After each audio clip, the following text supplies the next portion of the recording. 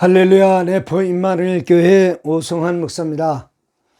오늘은 벤풀에 내린 은혜라고는 말씀으로 제목으로 말씀드립니다.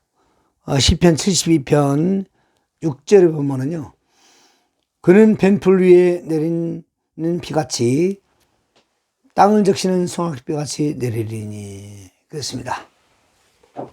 여러분, 예수님께서 제자들을 택할 때, 특히 사도들을 택할 때 보면은요, 12명의 사도들의 그들의 프로필을 보면은 참으로 별 볼 일 없는 사람들이었습니다.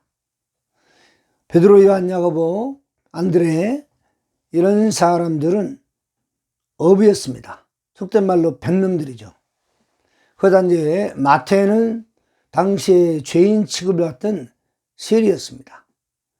또 예수님의 부활 승천 후에 선택된 마띠아라든지 또는 사도 바울은 이제 장막을 짓는 사람이었습니다. 요즘 말로 말하면 텐트 만드는 사람이죠. 나머지 제자들은 직업이 확실히 안 나옵니다. 아마 무직자였을 가능성이 많습니다. 그러니까 이렇게 별 볼 일 없는 사람들을 주님이 택하셔서 그들을 3년 조금 나지 이렇게 예수께서 직접 그들을 가르쳤던, 그야말로 갈릴리 신학교에 예수께서 직강을 해가지고 그들을 가르치고 실습을 시키고 그렇게 아주 3년 뒤에는 정말로 전혀 다른 사람들로 변했습니다.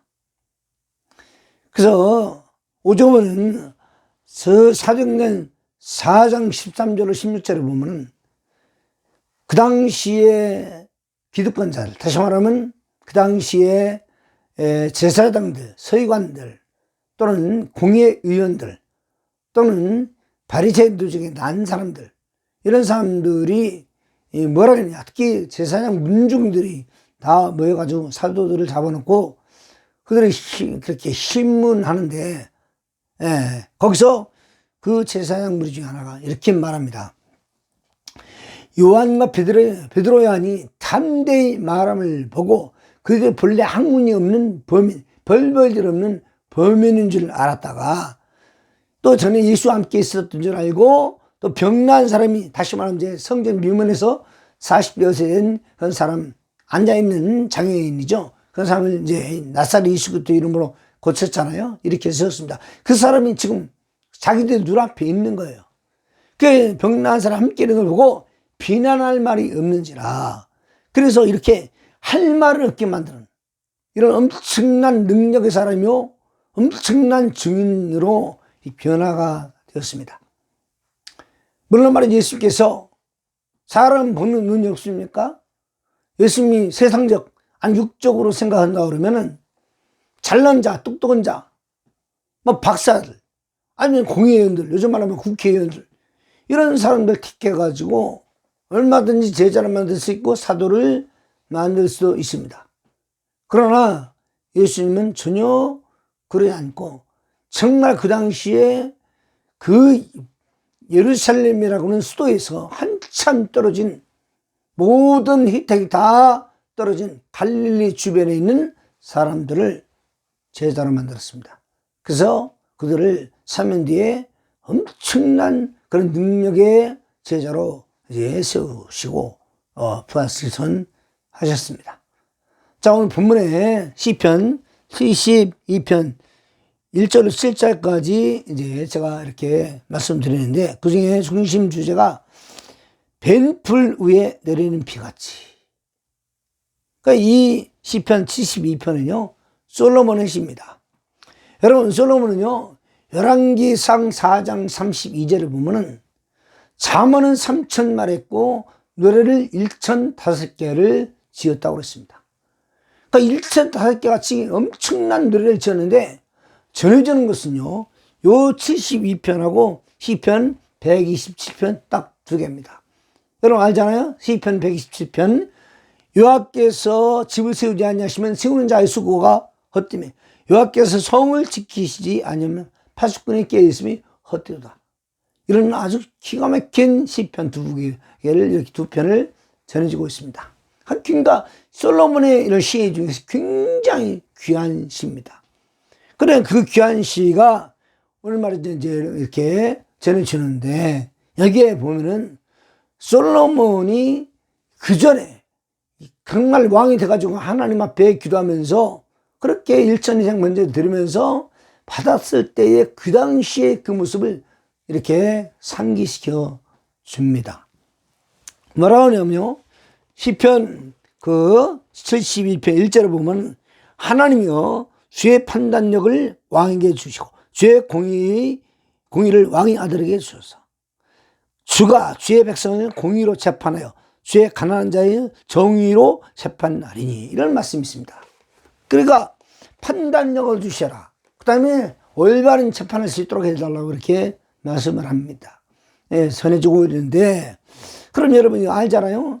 예, 이 말씀은 열왕기상 3장 7절 9절에 나타나는 솔로몬이 일천의 번제를 드리고 잠이 자는데 꿈에서 하나님이 나타나가지고 정말로 내가 너에게 무엇을 줄고 그렇게 할 때 솔로몬은 그들을 잘 재판할 수 있도록 정말 하는데 자기는 작은 아이이기 때문에 출입을 할 줄 모른다는 들어가거나 다시 말하면 판단력과 심판할 수 있는 제대로 된 그런 것이 없다는 겁니다.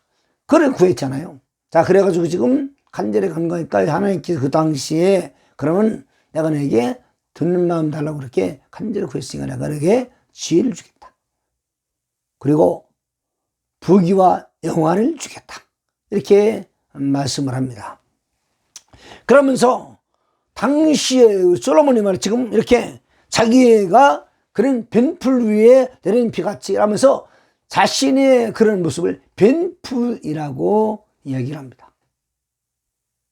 여러분 예수님께서 제자를 세울 때 얼마든지 탁월한 자, 똑똑한 자, 잘난 자, 있는 자, 지혜로운 자, 권세 있는 자 얼마든지 불러가지고 자녀로 제자로 만들 수가 있습니다. 그럼 왜 그들은 그렇게 했을까요? 여러분 그것은 말이죠.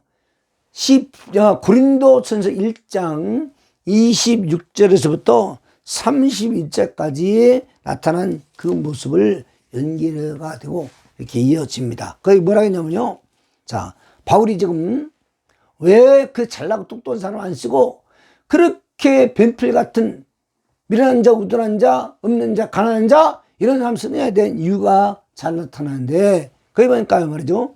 고린도전서 1장 26절로 28절을 보면은 형제들아 너희를 부르시면 뭐라 육체를 따라 지혜로운 자가 많지 아니하며 능한 자가 많지 아니하며 문벌 좋은 자가 많지 아니하도다. 그러나 하나님께서 세상에 미련한 것들을 택하사 지혜 있는 자들을 부끄럽게 하려 하시고 세상에 약한 것들을 택하사 강한 것들을 부끄럽게 하려 하시고 하나님께서 세상 천한 것들과 멸시받는 것들과 없는 것들을 택하사 있는 것들을 폐하려 하시나니 그랬습니다.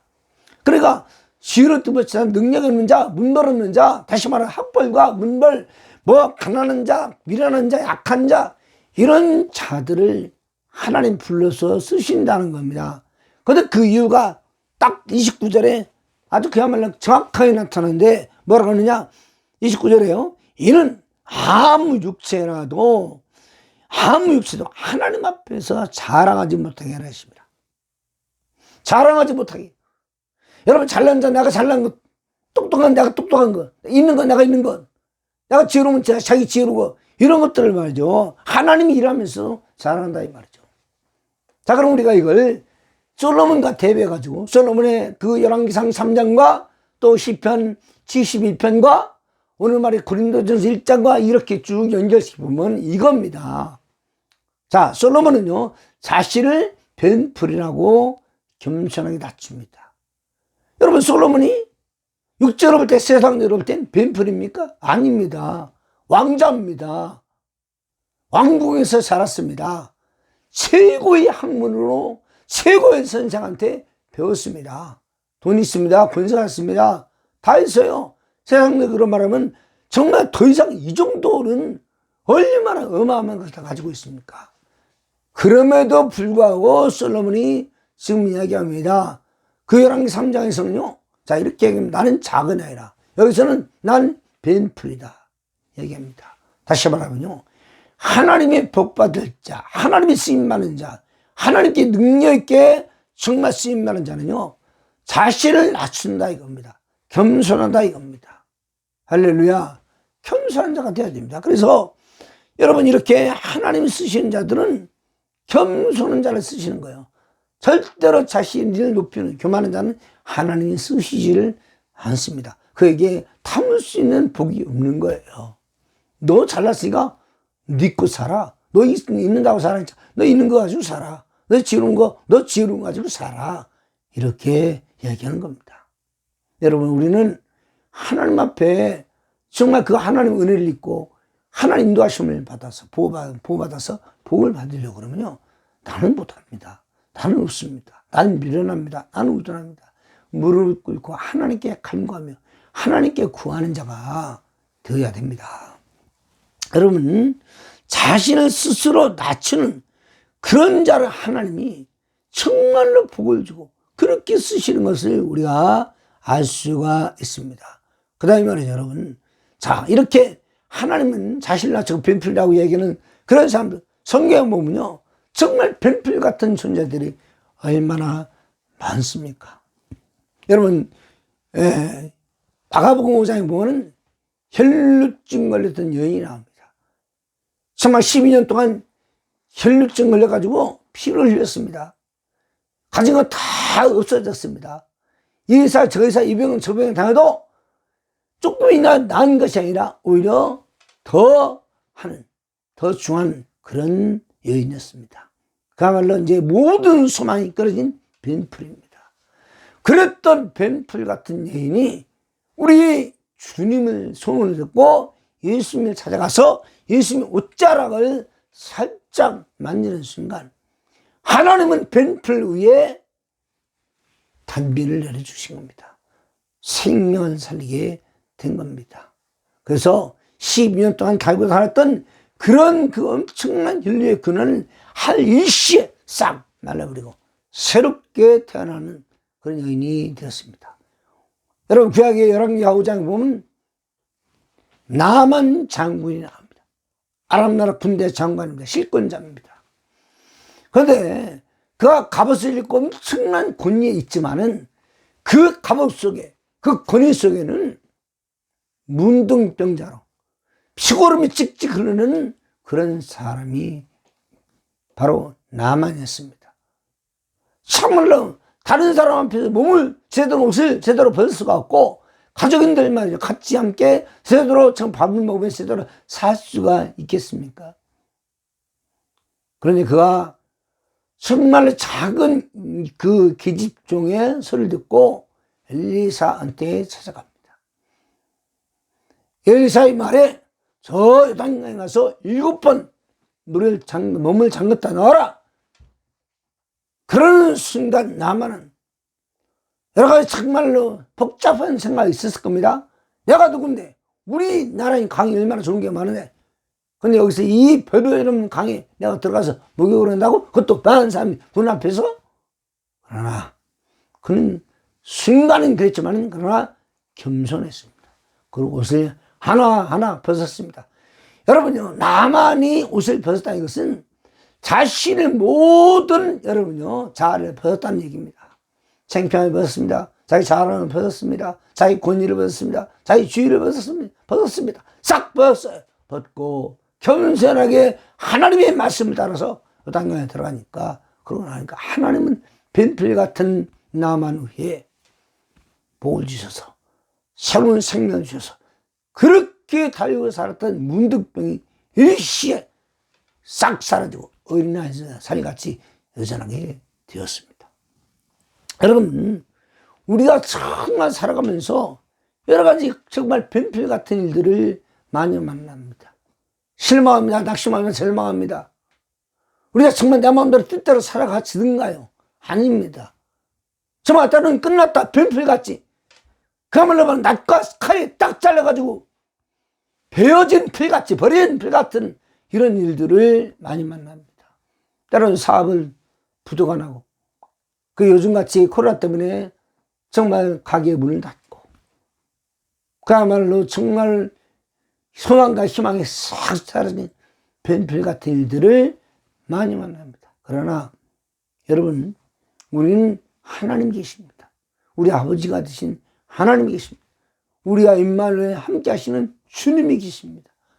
그분 앞에 겸손하게 무릎을 꿇으면은 뱀풀 위에 여러분요 단비 같은 물을 내리시고 살리셔서 다시 한번 푸른 풀로, 그래서 다시 싹이 나고 다시 꽃이 피고 열매가 맺는 그런 역사가 있습니다. 여러분 잘 알다시피 정말로 제사장 아론의 제사장이 들고 와서 앞에 놨던 그 마른 나무에서 싹이 나고 살고 꽃이 피고 열매가 맺은 것을 여러분 보게 됩니다. 죽었던 그런 나무가 하나님 살리니까 하룻밤에도 그렇게 열매가 맺힌 역사를 보게 됩니다. 하나님은 살아계십니다. 하나님은 지금도 여전히 우리와 함께 하십니다. 여러분, 이런 뱀풀 같은 일을 만났다 할지라도 뱀풀을 다시 푸른 풀로 만드실 수 있는 하나님을 잘 따라가고 주님의 음성에 따라서 정말로 여러분 승리하시기를 주의 이름으로 축원합니다. 할렐루야. 반드시 살아날 줄로 믿습니다. 할렐루야.